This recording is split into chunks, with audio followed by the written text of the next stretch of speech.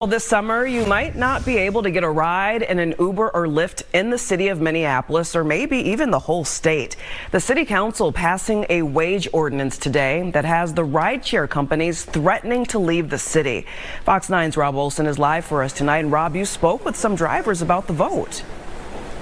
Yeah, who are all very excited about this, saying that they like doing this. Many of them do it on the side, but they say they feel like the payment structure has simply become unfair here. Now, Mayor Jacob Fry is promising to veto this as soon as it hits his desk. It will do so in the morning. The council meeting went so long today that the city clerk wasn't able to get it typed up yet. Hello, family. Welcome back to another episode of Journey to Harmony. I'm your host, Richard Harmon. Today, I want to come to you and talk to you about an Uber Lyft minimum wage.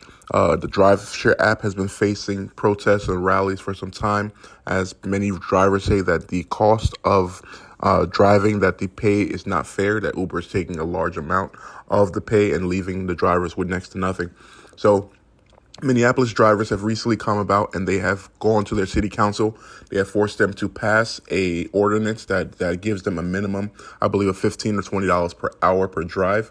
And this now is going to be something that Uber is threatening to leave the city of Minneapolis as a result of.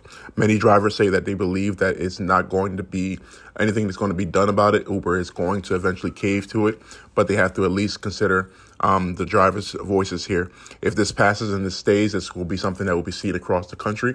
I'm going to play a video, watch a little bit of this, come back and talk about it just after that. Your first time joining, please hit that like button, consider subscribing to the channel, and here we go. And it's very simple. Treat the drivers right and you stay in our state. Rideshare drivers say the now passed Minneapolis ordinance requiring pay that equals a $15 minimum wage is long overdue. Uber and Lyft says they'll probably have to pull out. Do you believe them? Well, let's see. Both Uber and Lyft now saying once again they will pull out of Minneapolis, if not the entire metro, maybe the state, come May 1st. I think they're going to work with us, Uber and Lyft, and they know better. Drivers say those threats have come in other cities, and the companies stayed. They make those threats to try to stop the ordinance from passing. Exactly, and they would never leave. Even if it was $5 per mile, they would never leave. They make enough money in this state and every other state.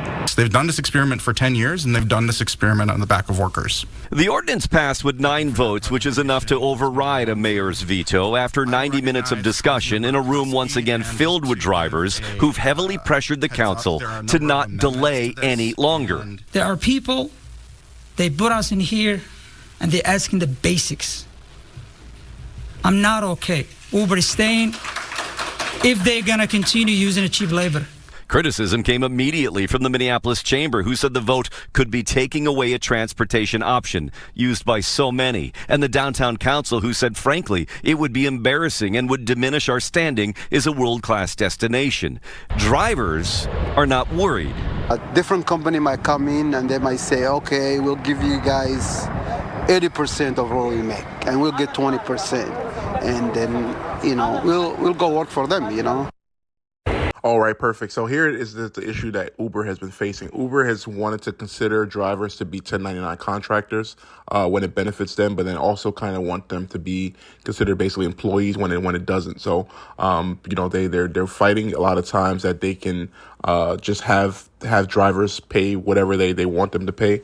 Uber and Lyft are technology companies, so they don't really own any vehicles. They don't really own the majority of the drivers or anything like that. So they're collecting a lot of just service fees and things of that nature.